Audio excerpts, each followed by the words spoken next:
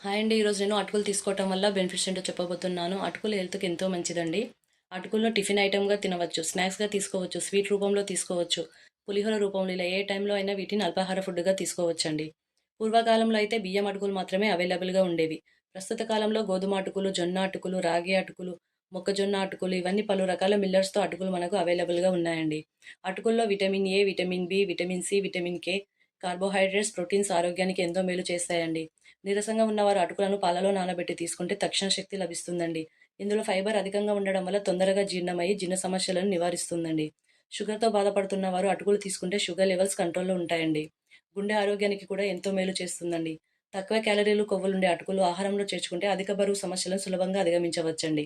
ఐరన్‌తో నిండి ఉండే అటుకులను గర్భిణులు తీసుకోవడం వల్ల రక్తహీనత సమస్యల నుంచి బయటపడవచ్చండి. అటుకుల్లోని యాంటీ ఆక్సిడెంట్లు బాడీని ఇన్ఫెక్షన్ బారిన పడకుండా కూడా చూస్తాయండి.